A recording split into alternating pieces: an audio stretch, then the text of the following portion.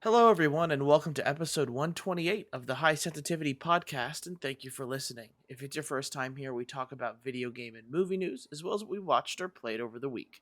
My name is Barry, along with my co-host this evening. Hi, my name is Craig. We're unfortunately down one Craig tonight, so you guys won't get the double Craig action, but I'll try to do my best representing Craigs around the world. I guess I'm kind of relieved that there's not another Barry on the podcast. Mm, God knows I can only, like, I can only what's the word, bear, or like I'm unbearable. So one Barry. Barry, yeah, I'm unbearable, and I'm unbearable. So if there were two Barrys, it would just be the end of the podcast. They would You're just basically completely making stop fun fighting. of your own name. You're basically Yes, making fun of your own. yes, The but I have to. unbearable. Yeah, I have to do it. Somebody has to make the jokes. You have to make up for Craig, and I make up for your jokes. That's what we're gonna do. There you go. I love it. And just like that, we're gonna get into the news because the news is always on this podcast, whether Craig or whether the Craigs or I are not here. So news this week. I guess first up I'll go into is the CD Projekt Red sort of area is The Witcher Season 3 has been announced. We knew they were working Yes. on it, but it's going to be announced and shown summer 2023. Do you watch the Witcher series? Like, what do you think of it? Do you like it? So I was one of those ones. You know how we consume a lot of media at the same time. I watched, I would say, 75% into the first season, and I really liked what they were doing with it, but I forget what made me stop. I feel like maybe I was watching it around the time that I was moving maybe into my current apartment that you see behind me right now. So I think that's what stopped. But yeah, I like what they're doing, but I haven't gotten to the second season yet, so I can't be I as think you'll like excited. the second season more. I think the problem with the first season is that the episodes weren't in chronological order. They were skipping around a lot, so it was a little bit hard to Hmm. follow. You really don't have that issue with season 2. I like season 2, and I think season 3 is just going to build on top of it. All of the Yeah, actors and actresses are all fantastic in that in yeah. The Isn't Witcher it 3 or in The Witcher just in general. yeah, isn't it Henry Cavill as yeah, that's what you can't remember, you can't forget that chiseled jaw of his, the old Superman jaw of his, Could cut you know. diamonds if he wanted Can it to. it could. It could. Next up on my end is Cyberpunk 2077 makes a very surprise comeback. Over 1 million players have revisited the game it's Wow. since it kind of died. And I think two reasons for that. We're going to talk about one of them later in the Okay. show. But I guess the first reason is going to be its updates. They've really finally come Mhm. up and said, like, first off, like, hey, here are all the updates for the game. They're trying to make it playable. And to be fair, good on them for still Yeah. trying to support the game. They really could have just stopped just in general, Mhm. updating it and just let that thing crash and burn. But they didn't. So they're trying to come back with it. But the other part of it, I think, has a lot to do with the Netflix special that came out, Cyberpunk 2077 Edgerunners. I was going to talk about that later in the show, and I still will. Have you watched that show at all? I haven't. I saw it and I added it to my stuff. I hope by you saying that we're going to talk about it later in the show means you have, because Oh I'm yes, excited. yeah, I binged it all. Yeah. Yes.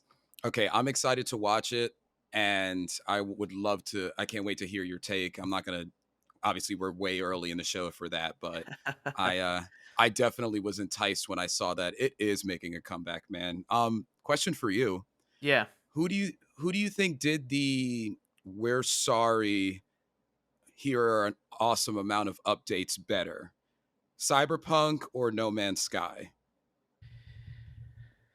See, I get that is a little bit hard for me to answer. I do think No Man's Sky has done a better job of that because, like, they're still, and it's kind of hard to compare the two because No Man's Sky's been out for much longer, so they just Yes. continuously put out updates, and they've kind of made themselves relevant again without the need of a Netflix show to make it Yeah. to make it more known and more out there, especially. And like with that, like Cyberpunk 2077, it was kind of shown off as a AAA game made by CD Projekt Red. People were hyping it up. While PlayStation was like really hyping up No Man's Sky, it was from an indie developer. People kind of knew, Hmm. like, if you didn't know that, you kind of know now that it was a small development team that made No Man's Sky. It was more Yeah. along the lines of that Sony had put so much money into the advertising for No Man's Sky that it was kind of set up to fail, I think, from the beginning, where there was Yeah. so much hype and so much promise that I think at some point Sony just went, "Yeah, you got to release it." People are kind of waiting for it. People are excited for it, kind of thing. So, I think No Man's Sky has done a much better has done a better job because it didn't need a Netflix show. It kind of done it off of its own right and coming out and doing all of these kind of public. I'm gonna call them like public appearance updates, sort of thing. Okay. Yeah, it's almost like the husband who forgot the anniversary and comes back with more than just flowers, with both of them. And it is nice. The contrast between the two and the size and scale of the production teams is a very good point to bring up because of that. Because I mean, there was everybody and their mother was working on Cyberpunk. Well, it seemed that way, even though they were being thrown insane timetables, which we're not going to get into again. We've talked about that enough on this show, but they do have different release dates. No Man's Sky has been out for what it seems like an eternity now, Yeah, no but kidding. but it is nice that I threw that question out there to just kind of bring some light to somebody who is trying to make a product that as close to what their ambition was as possible, which is nice that both of them are living up to that. Cyberpunk, you said what, 1 million people have revisited the game? Yeah, recently over That's this weekend insane. it hit. Yeah, recently it did. A million people have come back and revisited. Good on it. I'm kind of excited to revisit it, and I'll explain why later in the show as well. But All right. good on Cyberpunk 2077, and like for CD Projekt Red in general. I don't want the fail, and this is probably is what's going to happen, but I don't want the failure of The Witcher 3 to stop them from making content. Like Rockstar Games has its two big things. It's Red Dead Redemption and Grand Theft Auto. Grand Theft Auto. I do really think that CD Projekt Red can have two different series and Hmm. kind of build on top of that. I think they have the potential to be like Rockstar Games and pull off these huge, role playing like games. And that's what I Yeah. want them to do. I hope that the now, like, thinking retrospectively, like, hopefully they've learned the mistakes from Cyberpunk, and now going into their next new IP or new project, whether it's an update with Cyberpunk like Cyberpunk 2077 2, or whether Yeah. it's something completely different, just to be prepared and have expectations, and don't do the horrible game practices that they were doing beforehand is my big hope for Yeah. them, because I really do like their games. Don't get me wrong, I love Red Dead Redemption 2 and GTA, but there's always been something for me like The Witcher. It's always been about like the classical, like medieval magic times that I love. And I Yeah. really like the whole dystopian future. Like the setting for Cyberpunk 2077, I think was always really fantastic. And it Yeah. and it looked good when it ran well, but Yes. that's the problem. It didn't run well, and it didn't really deliver on many of the things that it promised it would do. So that's why, like, I want them to make another Cyberpunk and learn from their mistakes. I think that only sets the bar for people to be more surprised by its second iteration when and if they decide to make another one. Yeah. What about a Witcher 4? The Witcher 4, like, I am excited for. I only really got into the Witcher series with 3 because I feel like for me that one was the most accessible. Like, don't get Yeah. me wrong, like I've played a decent amount of 2, never finished it. I tried to play 1, it's just too old for me. I'm sorry. But that kind of goes into saying that, with The Witcher, it is like they're based off of books in a way, and I just hope Hmm. that eventually, if they aren't already, I kind of need to see where they're going to go with their original story timeline, and whether or not you need to kind of scrap Geralt and Ciri for a different Like, protagonist yeah, in a way or something like protagonists. that. Because that's what's always been refreshing about the GTA series is, yes, you kind of visit landscapes that Vice City, San Andreas, and other cities like that. But it's always the characters that change and make the story. And Yeah. if they can do that with The Witcher and with whatever iteration of next game they decide to do, then that's where I think like these two companies can absolutely like parallel and make and Yeah.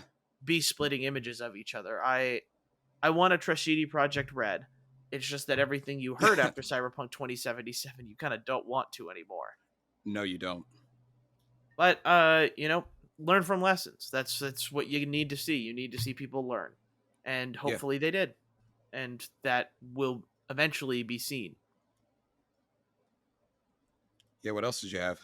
So next up on my list is Video Game Donkey launches his own indie game publishing company called Big Mode. Not sure Oh, if you've heard of love. it. Have you heard Video Game Donkey? You know who he is. Yes. Yeah. For He's for people who hilarious. don't know, he's a super hilarious YouTube with over 7 million subscribers. He makes really satire videos and also very serious videos about game.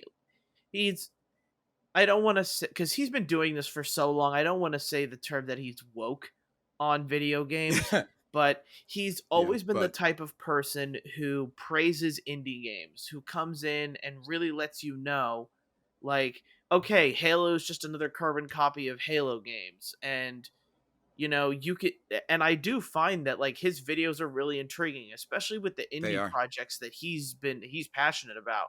His videos on Hades, his videos on Celeste, his videos on Neon White, like they're all very interesting because he's very passionate about giving these games and hyping them up because he truly does feel Yep. that they're good and original. To where now we see The Last of Us just got a remake. We have there. You kind of feel like there's no new iteration in gaming, but because everything's either a sequel of another thing or it's kind of based Yeah. off of another. Take for example Left 4 Dead and Back for Blood.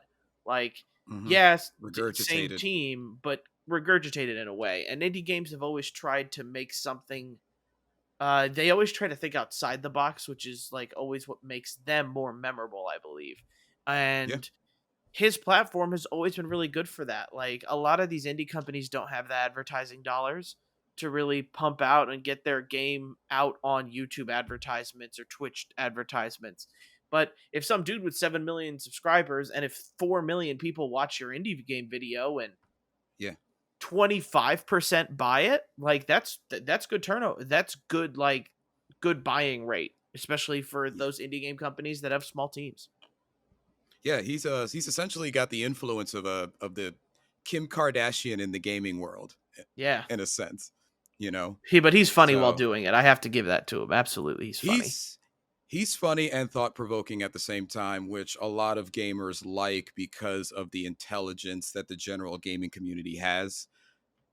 Just as gamers, you play a lot of games. When we were younger, it was like talked against to play a lot of video games because you were rotting your brain, but in actuality, it did create a lot of problem solving skills and quests for the answers and things like that. So, like, it's a very intelligent community gamer. So he kind of falls in right in line because if there's one more thing besides knowledge or truth that gamers crave, it's comedy. To be honest, we're Yeah. all just silly at heart. We're all nerds, and Hmm. so he has a specific delivery that is very memorable, which explains his success, like, clearly. So, you know but So but just he has his own thing, his own studio. What's it called again? it's a publishing company. So he's not so Mm, much it's not so much a studio as it is with helping indie games getting their games published and then okay. onto platforms.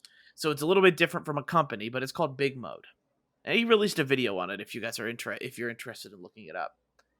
Yeah. Some smaller things just so I can kind of go over it. Ted Lasso being added to FIFA 23. Odd, but all right. Um, there's kind of been a graphics done first movement on Twitter as of late, especially with the recent GTA 6 leak. Everybody's like, "Oh, everybody knows that the graphics are the first thing done in video games." And that is not true whatsoever. Is kind of what like game developers are coming out and saying.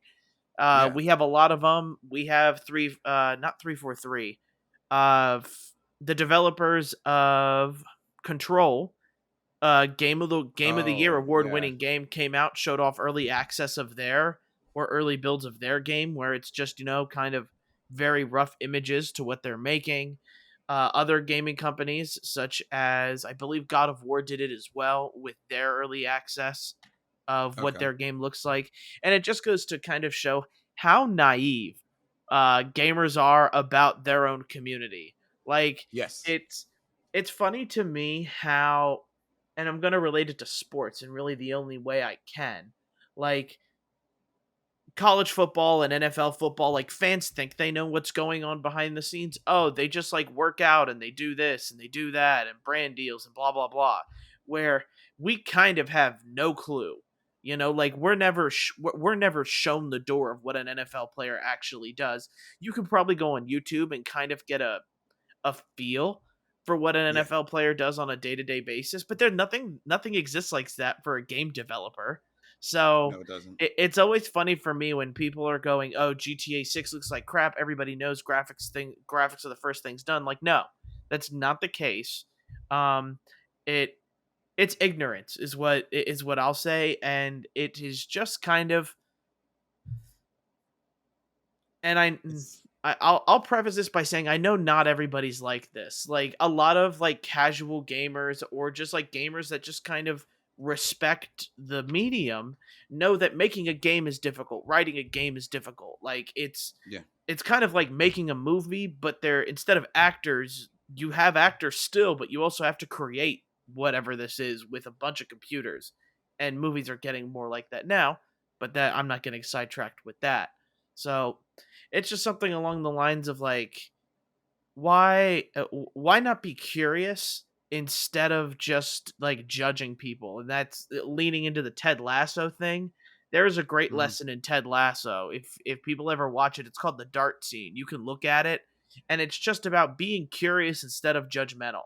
And people were judging this game instead of being curious and asking like, oh, maybe what is it that game companies work on, instead of like being judgmental and going, oh, this game looks like crap because the graphics aren't done first. So I don't know, watch that Ted Lasso dart scene. You can watch it on YouTube. It'll open your mind up a Yeah. little bit. Yeah, it's funny that you mentioned that because that's literally on the tail end of me saying how intelligent the gaming community is. But you're right though. Like it, the Twitter aspect of it just always reminds you because you just mentioned it how like not everybody's like this. It just seems like the people who have the the la crazy the crazy typing fingers on Twitter are the ones who Yeah, are like that because exactly. it's because everybody has an immediate voice now and that's just the internet. So that's what it is. But look, we play these games and we pay like 60, 70, $80 and it's an enjoyment. I think sometimes we actually do take advantage of that, of the blood, sweat and tears that are put into games. And Absolutely. even in a big budgeted studio, like I can imagine, and I might be naive for this, but I can imagine that the love for the craft is quite high for people who create video games, probably because those people who are in their 40s, 50s, 30s, 20s, and maybe even 60s and 70s at some point played a video game. It was part of their childhood or their early adulthood or even their adulthood, like you and me, So when it comes to the creation of it, we have to understand that for the most part, unless somebody is having like I don't know, an outlandish situation, there's love being put into the game. Even if we don't dislike the game, even if it's cutting corners at certain times, you got like, there's a lot of times where there is love in the game, but like, we don't know how it's created. But I could have guessed before you telling it that they don't just make the graphics first. That's like in a movie. Do you think they shoot the scenes first? No, they got to create the storyboard. Like, they have to create like every single thing that's going on Yeah. so that when it comes time for execution, AKA the graphics, it's executed correctly. Like you could even say like, even throwing away like the creation of the game story and such like that, but you got to have the characters drawn. There has to be some type of sketch going on where we can visualize what it is before they put it into motion. So, whatever. Like They can talk on Twitter. We don't know how games are made. That's actually a good idea for a good Netflix show, like a good Netflix documentary or something like that. Let's get behind the scenes in one of these studios and see exactly how it's done. I'd watch that, you know. Yeah, I think it's not so much as there needs to be a series on it, but professional sport athletes gather a following. And if you make Hmm. something about a day in their lives, their followers are going to watch it.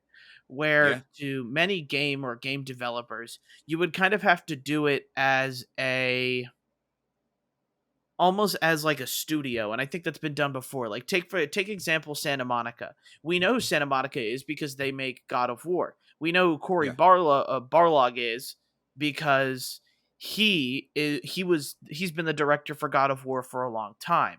But yeah, then all of the people underneath him like all go through different day-to-day lives and have different aspects. You know, there are software developers, capture team, writers. People forget that like they write out these video games. There yeah. are lead creative designers and then creative designers and artists and everything like that. Like there is just as much going on for a video game to be made as there is, if not more, like positions than a movie needs. Especially Hmm. because in a lot of movies, like if you really want to, you can strip it down bare bones and have a camera, writer, director, couple cameramen, and a couple actors, and you could have a movie, whether it's butch home, homebrewed butch or not. Yeah, But yeah, it's it's just different, and people, it's always the people that again have the Twitter fingers that are just like being the loudest that I see. It's just kind yeah. of Of course. just be respectful in a way. Um, the last kind of serious one I have is a lot of Apex developers have been getting sexually harassed on Oh, Twitter to Jesus. the point where like the Apex communities come out and like said, "Hey, this isn't right. You guys got to stop it." You have people like Flo Rida, who is an esteemed singer songwriter, Rapper. rapper, also has come out and like said, "Hey, like this is ridiculous. You people got to stop this." Like that's the thing about like communities right now is they're the most kind of toxic in a way. And Yeah. when Apex is broken, it's the toxic people who are the first ones to come out and tell you this game sucks. But they'll do is they'll look at a developer, find his Twitter name, and then just start bashing him as much as he can. So It's Twitter too much, sucks. man. Twitter sucks. No wonder pro athletes get rid of all this crap. Like that, Yeah. it's I just like to read and consume. And I rarely ever post anything other when the Dolphins win. Hey, we beat the Bills. No big brag or You anything. did. Quite a game. But this is gaming. Uh This is gaming and movie news. yeah, but like here's the funny thing. Like, all right, we play video games. You and I do first person shooters. Craig does first person shooters and third person shooters. I mean, that's a big first person shooters are a big part of the gaming community competitively. But what Yeah. happens, like everybody else, I think that I am the most angry when I play video games when I'm playing your Call of Duties, your Oh yeah. Apex. Yeah. But that's part of it. It's part of the striving to be the best. It's part of the learning from the mistakes. I would say the only other time I'm ever mad at video games is anytime I'm playing a Souls like game or Yeah. specifically Dark Souls or Bloodborne or something like that. But that's it's striving to be the best. The difference between a standard minded gamer and some of the people that you're talking about is how do you take that a step further? Like, how do you destroy somebody's privacy and also say quite slanderous things about them via Twitter or via any social media account just because of something that you feel about the game? You don't know these people. You don't know what their lives are like, their highs and lows in their lives and things like that. And also, if you have Flo Rida putting his opinion out there about something that's wrong like this, you got to know it's wrong. Like, this is the guy that did the song Get Low, like apple bottom jeans boots with the fur. The You whole know what club I was mean? So looking at her. Yeah. the whole club was looking at her. And he's talking about how, hey guys, maybe sexual harassment or like that's not a good thing. Like, so my point is that number one, it's just a game. It really is. It's just a game, and they are people. People matter are always going to matter more than video games. It's something to help us through. It's something to entertain us. It's something to take us away from what we're feeling in our lives or going through in our lives. But it's a game, and people are always going to matter more. People as human beings. So a couple of bad apples ruin an orchard is what I'm gonna say. So like you Yeah. got these gamers out here that are going like that are not necessarily fully representing the entire community and how welcoming and accepting and non-creepy. Let me emphasize non-creepy. The vast majority of us are. So it's upsetting to hear that. It really is. Yeah. My But then on a lighter news, if we want to get just onto the last piece of news that I have, is yeah, have you seen Trombone Champ? Have you heard of this game or seen highlights of it? I have not. No. You absolutely should. It's hilarious. So what Okay. it is Trombone Champ is making big waves on Twitter and everything like that, because all it really is a rhythm game with trombone instead of like a guitar or drums. It's just trombone, but it's just Ah, funny. Like, it's not about failing. It's not. It really just, if you look on, I really can't explain it. Look on Twitter. Like, the I will. videos of this thing, like, it is just fun to see someone playing Beethoven's, I don't know, Seventh Symphony really badly on trombone. Oh, I And bet. there's no failing. It's just that it just sounds really bad, and it's just Yeah. really funny to listen to and watch. Uh, it's another I'll indie definitely. game, and it's getting out. It's becoming quite popular because it's just funny. It is just comedy. Not that it takes trombone playing seriously in any particular way, but just because the Mhm. clips of it are hilarious. I'll definitely have to get and take a look at that because finally the trombone gets the spotlight. You Yeah, know, I know. The one finally. instrument that needed it. Yes. But that's all I have Uh, for news. What about you, Craig? so I have a couple of small things. I guess I could start here with this being small. Just kind of like just bringing it up again. Spider-Man Miles Morales is coming to Steam later this year. So piggybacking off the success of Spider-Man coming to PC from console, it's just nice to see that there is that extension making its Yeah. way to PC as well. So that way, things like amazing ray tracing and just Spider-Man being the amazing Spider-Man, but Miles Morales is amazing Spider-Man coming to Steam. I saw something else about there was a 17-year-old who was arrested in Oxfordshire in connection to the GTA 6 leaks, Yeah. which the reason why that caught my eye, because usually there's always something that makes like articles catch your eye, is that we were talking about on an earlier podcast about how they're going to go heavily after like Rockstar is not a fan of this leak, and there will be heck to pay, and justice will reign supreme. So it was kind of interesting seeing that a 17-year-old who was actually in connection with hacking Microsoft and Nvidia earlier this year. He like broke his parole and was like doing more hacking, so to speak. So there's like more details that need to follow. It's a developing story, but that is out there, and that just caught my eye because of GTA 17 6. years old. Wow, people are good at this stuff. Yeah, when I was 17 years old, I was going to and from soccer practice after school responsibly and calling my parents when I got home to make sure that they knew that I was Yeah. home safe. That's what Yep. I was doing. Yeah. Not hacking, which is I guess he wins Not in the hacking your multi-billion-dollar corporations. Man, the kid, it's just too bad he's wasting his life probably on parole and doing this kind of stuff. He's probably a really smart kid. he is. He is probably. And I think there was something about him having a connection to some type of group, like a hacking group as well. I'm forgetting the name, but Okay. interesting interesting bit of news.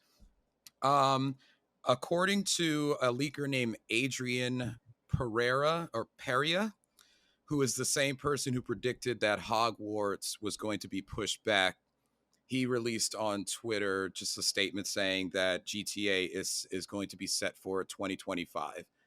So something to keep out look for. I don't expect any of us to really remember it in a couple of years, but it's the same guy that said Hogwarts would be pushed back, even though a lot of us were probably guessing that Hogwarts was going to be pushed back anyway, just to make sure that it was good. Yeah. Um, Also, Plague Tale Requiem. There is a statement released that they are double downing on the DualSense controller. Apparently, for all of us like you and I who are excited to see another installment on how rats can shape the fate of two children trying to just find a way to survive, there's going to be a lot of movement and a lot of focus on the DualSense controller with the new Hmm, gameplay, which I think will be cool. nice because I mean, when you're thinking rats, you know, and such like that, and what when you're thinking what games have been able to accomplish with that PlayStation 5 controller and making you feel immersed and using touch to also bring you into their world, it's exciting. My problem is that I'm still probably going to play it free on Game Pass, so I won't Yeah, be able same to here. Same here. see. But for those of you who do not have an Xbox at home and who are watching, apparently they're really going in on the feedback, the haptic feedback there. And then the last thing that I have to mention is Microsoft CEO Satya Nadella mentioned in an interview that they were confident in the Blizzard deal going on right now. The thing that made me mention this part, however, is that they admitted that they do not consider Microsoft to be the biggest player in gaming. They actually consider Microsoft to be the fourth or fifth player in gaming. Now, that struck me because like they said later in the interview how this Blizzard deal is going to bring competition. And I didn't think as humble as we consider Microsoft versus PlayStation, I would think that's a fair statement. I wouldn't consider Microsoft humble, but if we're talking about those two, I would consider Microsoft humble to PlayStation.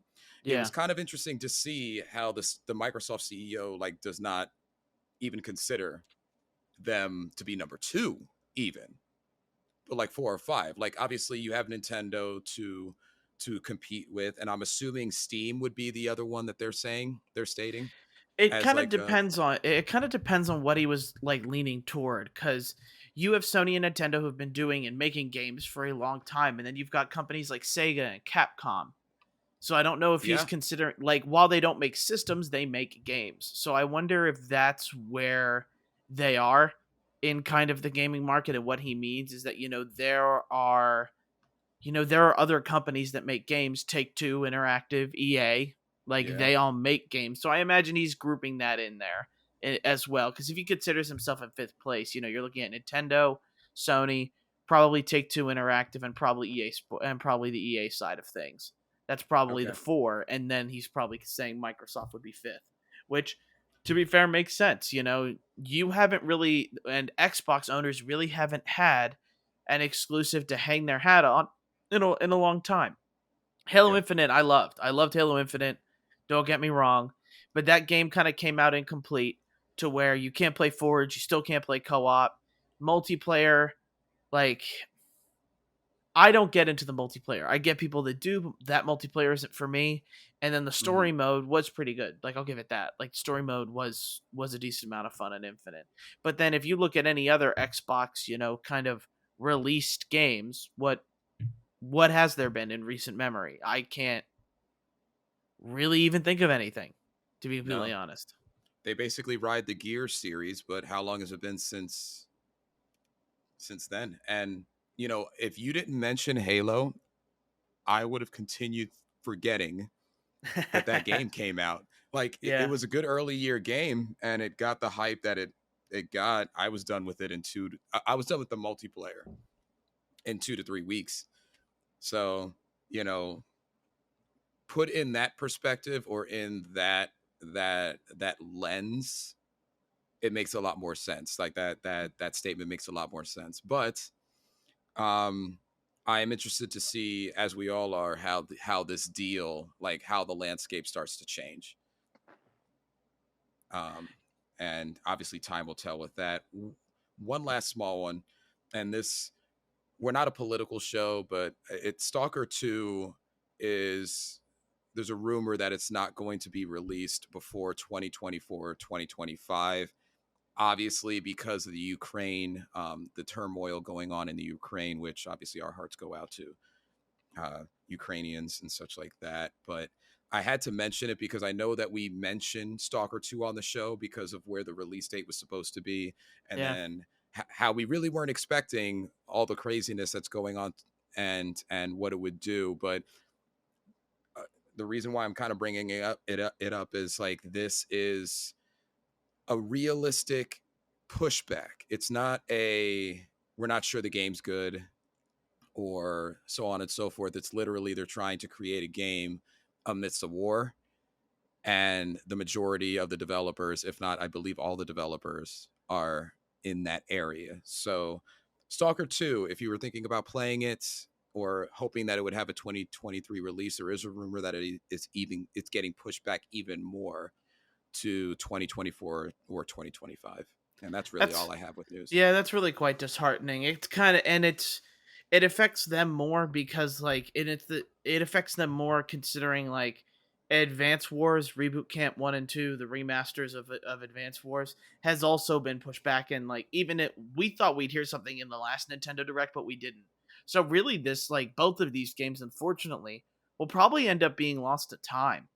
Yeah. Um like people who were excited about this, you now have heard nothing about either of Mm. these games. And good pickup on that because I haven't heard anything about Stalker 2. And that's one of the Xbox exclusives that I was like, you know what? That looks like a fun game. That reminds me of Metro, and I like Metro. I So know. It literally looked like Metro Exodus or any of the Metros that any of us have enjoyed, yeah. so So it's just like it but just kind of sucks, but that's what we deal with. it is. But speaking the next thing into existence here, let's talk about games this week. So for me, it probably will be more of a retrospective as I was supposed to play Diofield Chronicle. Mm, So here's a little bit of a thing. I have now I've tried the old buy the game online and try to get it shipped to me day of release. I have now come up like this is three strikes now that yeah.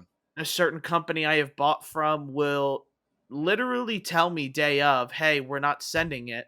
Um, you gotta wait, and we'll tell you," which kind of really sucks. Yeah. Especially when like you do a gaming podcast. Not that they care, Yes. but Well, they for should. someone who wants to like get out and like tell people how good or bad a game is. I was excited for Dio Field Chronicle, but I'm currently waiting on it because it still hasn't been shipped to me.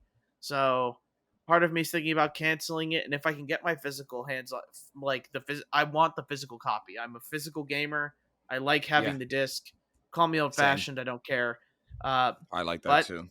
I want it, and I still can't get it. So I have no idea what I'm going to do, and my apologies.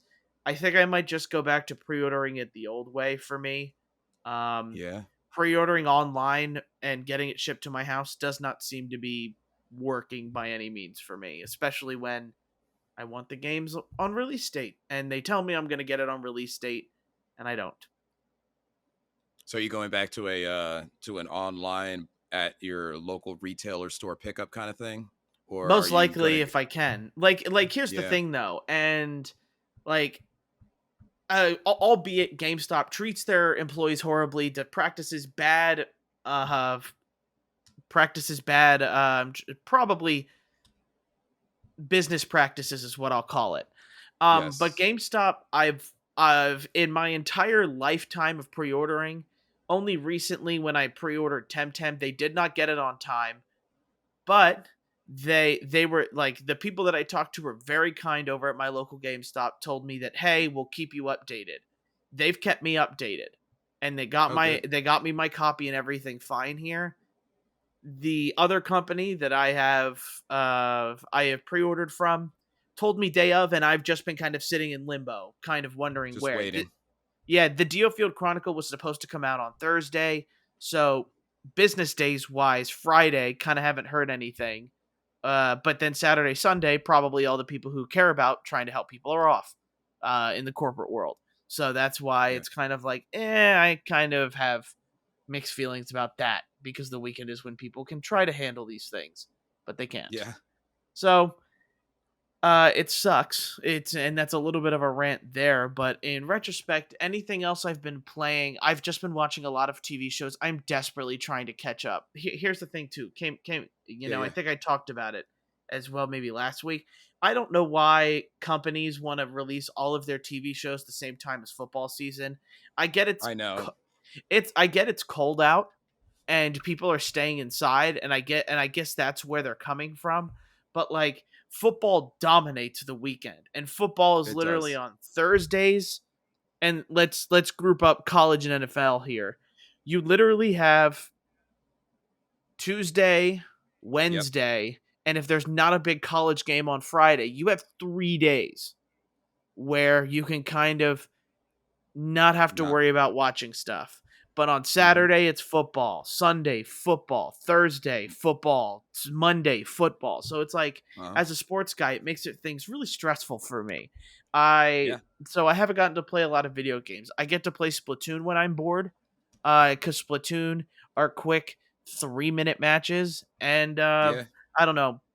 I've Splatoon right now is getting on my happier side just because I'm doing better. So, but that comes with playing games. Yeah. You start bad and you get better. Splatoon 3 is a Yeah. lot of fun still, for sure, and I'm playing in better games. So now it's fun. Okay. Um, I definitely understand where you're coming from with the with football specifically because my day consisted, and this kind of goes into the games I've been playing, but my day today consisted of me playing Soul Hackers 2, but grinding to level up on Soul Hackers 2 while watching NFL games because that's the pleasure. Like I was thinking, and like I don't know, this might be a funny thought process that you might uh like relate to. I was thinking, I was like on Sundays because I have the pleasure of having Sunday off, I which is insane. I want to focus on RPGs on Sunday because I know that I can watch something in the background while playing battles and doing battles in RPGs because I found the perfect balance between keeping the game on and also just running through a level and just grinding up because I'm literally almost right before the final boss. And Yeah. you guys made me think about it. I didn't finish it and I had some substantial time away from it. So when I got back to it this weekend, it felt really good to get back. It Yeah, actually and felt you like need a to new beat it. You need to beat it. exactly. So I'm like right outside the final boss, just kind of working my way back, and I found the perfect American dream for a gamer who also likes sports. It was just like my iPad right within visual, and then I was playing Soul Hackers too, but I wasn't playing a substantial part. I was just leveling up, and it was a Yeah, good balance. like yeah, like that's what I find with like Splatoon is like Splatoons are quick 3-minute games, and Hmm. I can look up and not miss anything because I'm not playing story mode. But I can't imagine like for Soul Hackers, you're in a 15-minute cutscene, there's a big play that's happening, you Yeah, watch that, you look up, and you're like, where am I? It's kind of exactly. like the thing. It's kind of like the thing with me in anime is because I like subtitled anime, or I just watch it. I shouldn't say I like it better than over than dub, but I watch sub more than dub. Is like Yeah, because I watch in sub, I need to be watching the entire time because I don't understand a yeah, lick of what they're saying. And yeah. the same thing goes for dub as well. To be completely honest, where if if I'm playing for example Splatoon and something is going on in the TV show, if something important's going on during those 3 minutes, I'm fully invested in my Splatoon game. Like I'm not paying attention. I'll look up Hmm. and kind of wonder what the heck I'm watching because in a TV show, the action doesn't stop. Wherein at least with sports, you have commercials in between in between almost what feels like every other play. But Yeah, you're right. regardless, um I completely feel that. I'm completely with you on your Yeah. sentiment. It's like such a great first world problem slash first world solution to have, which is like having your best of both worlds. That was a interesting segue into one of the games that I've been playing this week because I only have two, and that was one of them. The other game that I played this week was Valkyrie Elysium. I played Yes. that. I played the demo. Yes, the demo. So like this is a very Barry. When I was writing down my notes, I was like, this is a very Barry show because I knew that you were gonna like this, and then even some of the news things that I was talking about. But in any case, Valkyrie Elysium. What I'll start off by saying is that I played the demo and then I ordered the game. So it's coming this Thursday in the similar route to the one that annoys you. So hopefully it comes on time. I don't need this one particularly on time, so it could be late, whatever. Um, this is a Square Enix game. However, what I do like about it is that it was very soulsy difficult. It was difficult from Yeah, the yeah. beginning of the game. And I think this is an interesting route that Square Enix is going because didn't they do that with one of the recent Final Fantasies as well? They made it like Souls like. Yeah, Am I wrong on that? Stranger in or Stranger Stranger of Paradise. It's Yes, I think it's Stranger Stranger of in I Paradise. think it's Stranger in A Stranger Paradise? in Stranger of as he's in paradise, something like Well, that. is it Stranger in Paradise also a song? I okay, my I don't know where my mind's all over the place now, but it's that. Yes, It's it's it's it's got to it's be uh that. it's It's fi- got to be it's that. Final I'm Fa- I'm bringing it up right now. it's Final Fantasy 2 Tickets to Paradise starring Eddie That Money. that's exactly what I'm thinking of too. I know the song I'm thinking of is Two Tickets to Paradise, and that's not fair. I can't believe that's what I'm bringing up.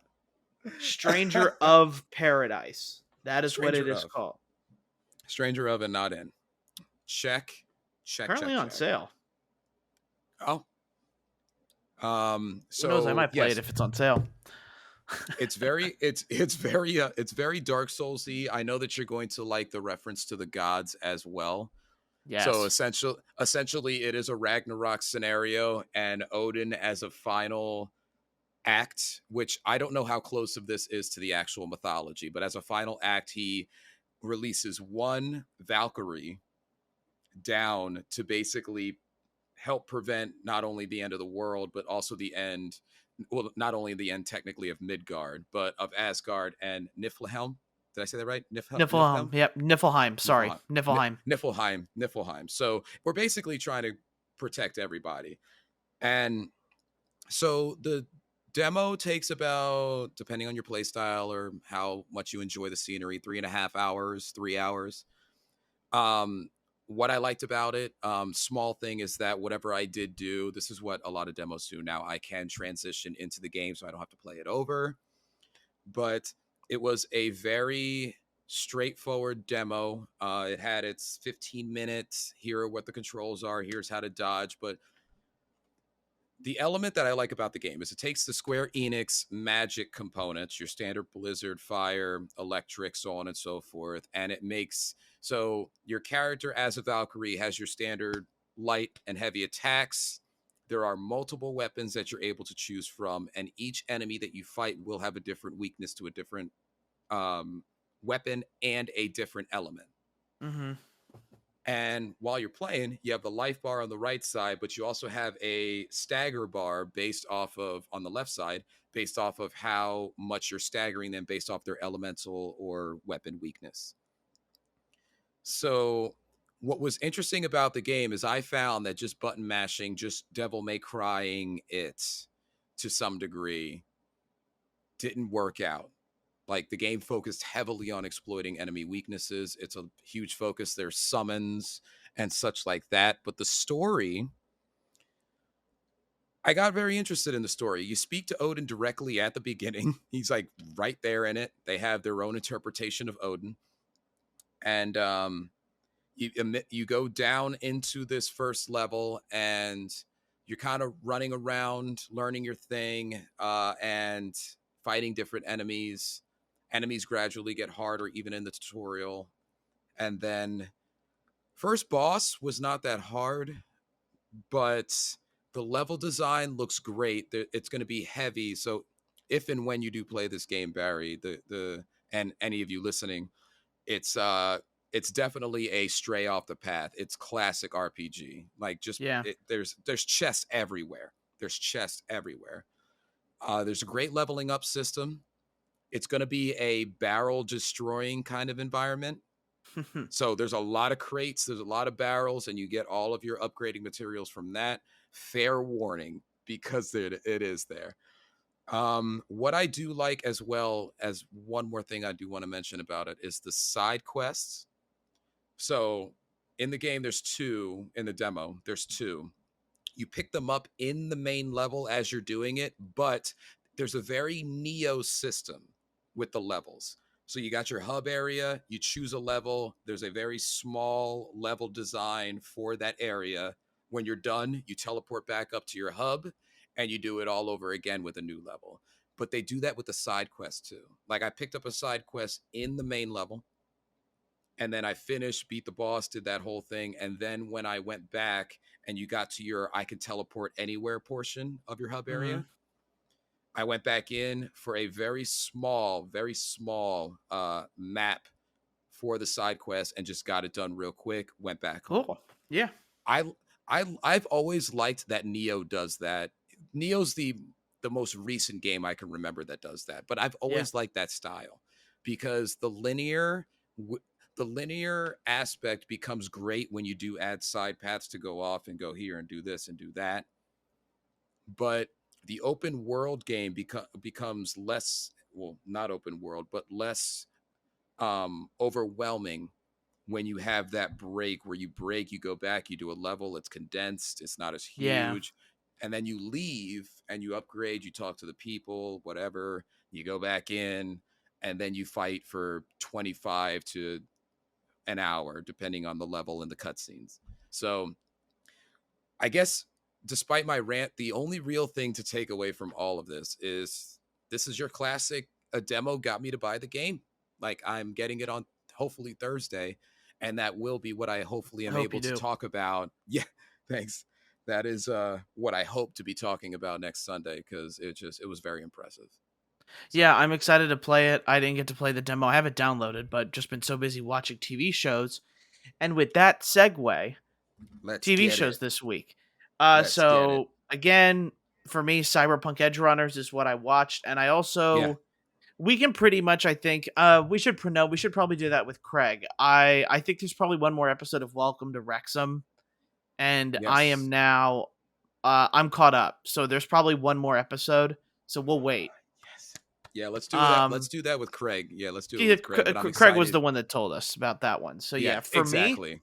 for me then it was just Cyberpunk Edge Runners. All right. What about you? What For did you watch? me, I watched the movie, the BJ Novak movie, Vengeance. Okay. I I started Dahmer with Evan Peters, because I'm a huge Evan Peters, Ryan Yeah, Murphy fan. yeah, quick thoughts about that one. I know it's a TV show and maybe we'll all end up watching it. What do you think about it? I only people are telling me to watch it, but I know nothing about it. I've it What do you think? Here's what I'll tell you. As a person who, horror is one of my favorite genres of movies and television in the last decade. Like, I'm just a horror fan now. Yeah. Um, and what I'll say is, because of, like, also my interest over the years in watching, like famous murderers and what caused them to do what they do and such like that. It's not historically accurate, but Evan Peters plays what I have imagined Dahmer would be. He's the perfect weird guy. Um, I'm 2 episodes in. I've been watching it with my wife, and we're 2 episodes in, and it's all Evan. It's all Evan Peters. Yeah. He does a great job. I think you should watch it. The last thing I'll say about it, with the quick thought, is that in this particular film, or in this particular TV series, he's predominantly killing ethnic people, which is not Okay. his MO normally. Like, the one, Niecy Nash, who was in Reno 911, is one of the main, like, anti-Dahmers. Like, she's his neighbor, and she thinks that he's killing people, and no, and the cops don't believe her. So it's kind of focused on the ethnic side of, if you were neighbors to a killer, and nobody believed you because they thought your neighborhood was just trash anyway. Yeah. So Hmm. take that when you listen to it, when you watch it. But focus on Evan Peters' performance. It goes right into him being creepy Dahmer. I think you should watch it. It's fantastic. So far at Cool. least. Sorry, I just needed that little bit. But then, did you watch anything else other than that? Um so since that's good, Dahmer's good. I watched the movie Vengeance and the movie The Platform, which is Oh, okay. it's a horror flick. So those are the two things I've seen. The movie watcher this week for you. So what I'll Yeah. do is let me go ahead and get into Cyberpunk Edgerunners. Yeah, do your thing, man. Cyberpunk Edgerunners, made by Studio Trigger, also known for animes like Kill la Kill, very popular. Yeah. There's a lot of moving parts with like other directors from people that were in like Gurren Lagann and other very famous anime. Uh, Cyberpunk Edgerunners, I do really believe is one of the reasons that this game has seen a comeback. Okay. Edgerunners, the anime, is fantastic. It is it it encapsulates the feel of how Cyberpunk the video game feels in anime form. And I think I love the characters. Martinez, the main character, he's just a really scrappy guy, gets kind of the crap end of the stick in the cyberpunk world. Doesn't have a lot going for him, ends up getting something that does give him a little bit of an edge. And if you know Studio Trigger, you're going to know how this anime is going to end. It's not for me to spoil or anything like that. But Okay. the art style is just so incredible. It looks amazing. It really does. And like Craig, I know the type of TV you have, it's going to look good. Yeah. Um Okay. Okay. it is so wonderfully animated. It is bright and colorful when it needs to be, dark and psychedelic when it has to be. One of the composers in Silent Hill is the composer for this anime. So just keep that in mind. Oh, I Cuz will. Oh, I he will. definitely, like, the music itself is really good, but definitely when it gets to kind of the horror pieces, which is, there's just some of it, like the music like hits a certain tone that you kind of Mhm. know with it. So I think people should pay attention to that.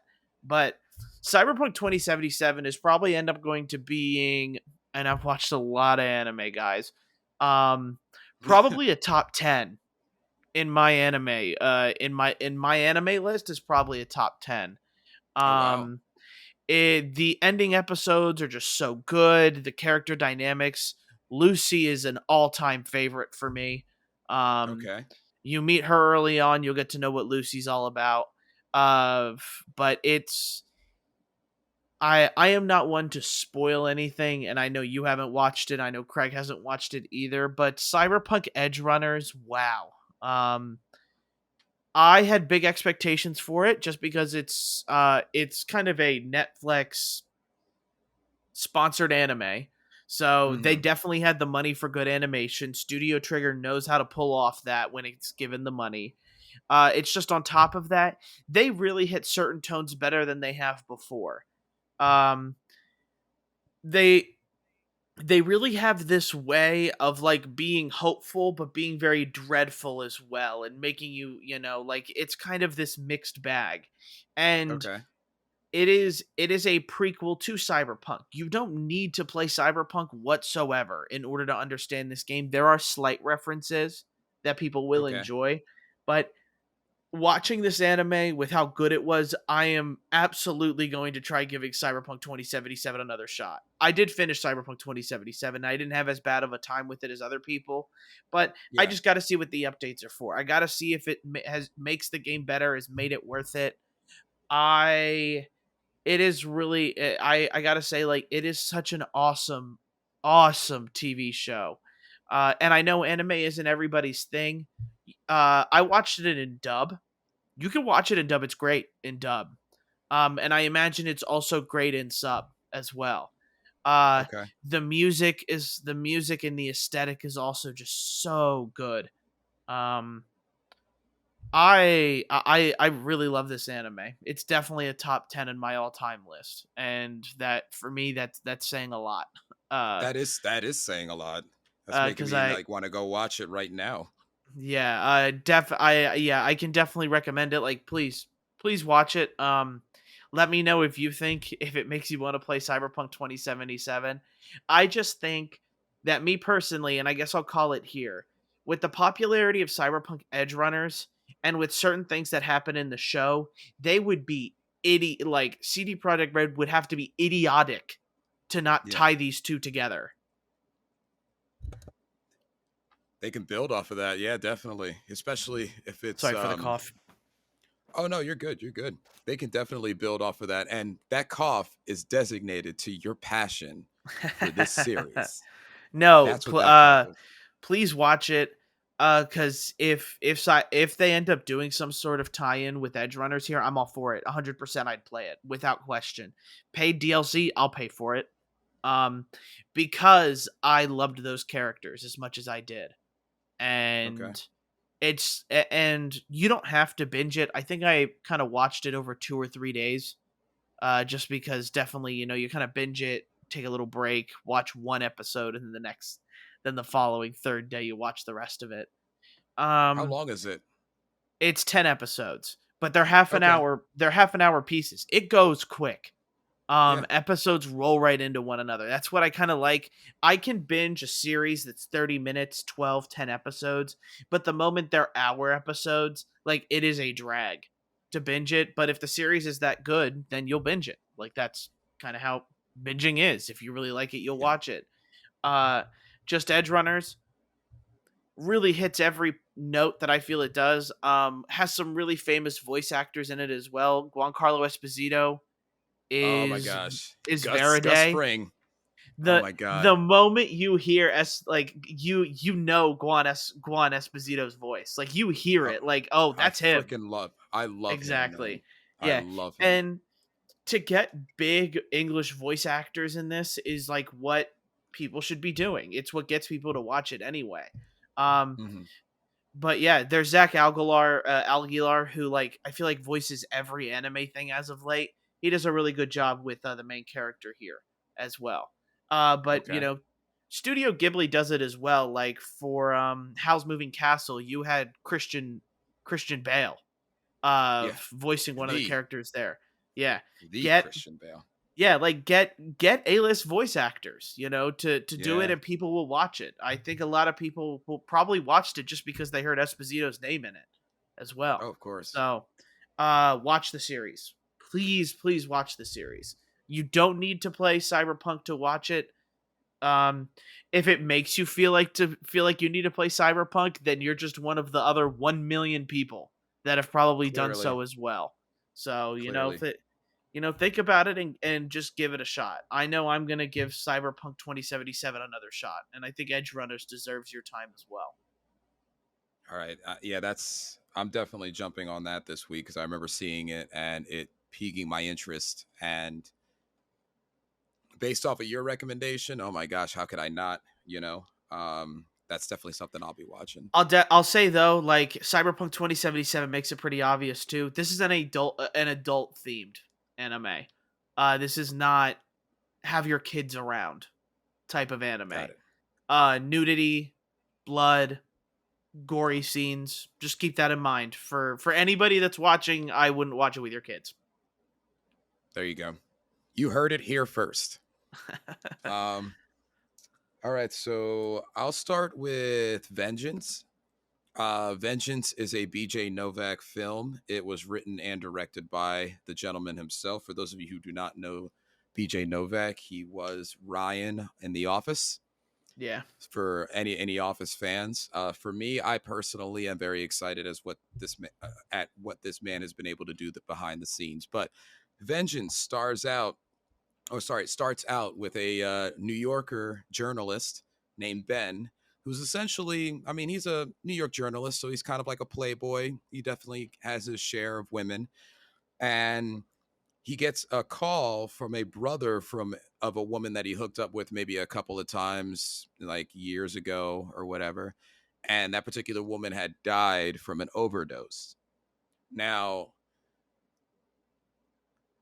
Ben is a very New Yorker. Like he's doesn't want to be bothered with certain things that are not necessarily his thing, or his business, because he only knew the girl for a short amount of time. But somehow in the phone conversation, he gets convinced to go to the dead girl's funeral, And the kicker is that the whole family of that girl believes that Ben is her boyfriend, like her current boyfriend.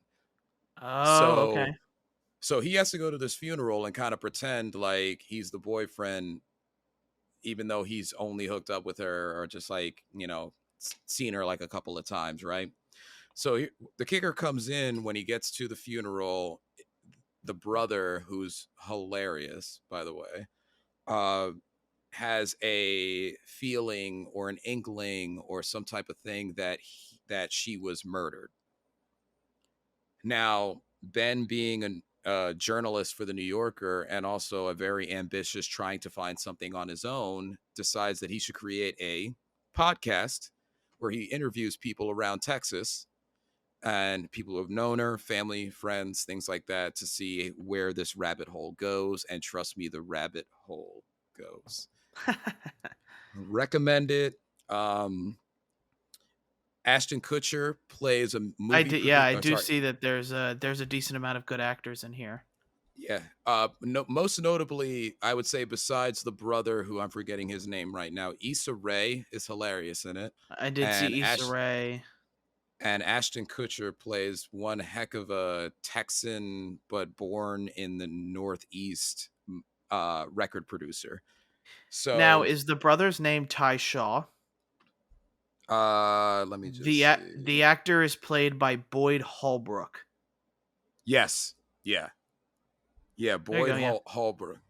Yeah, so he's hilarious. And one thing that I enjoyed is there's a lot of Texan charm in the actual movie. There's a horse rodeo at one point. There's an In and Out burger. Like there's all specific things that are very Southern, and they make fun of it, but in a lighthearted way. So a Southern person, specifically a Texan, wouldn't necessarily they would feel a connection to the movie as opposed to feeling made fun of. Uh, go watch it. It's great. BJ Novak is. I know we talked about Jordan Peele and his success as a director recently, but BJ Novak is the other. You started as this, and now you're a director that I like to keep my eye on Mm-hmm.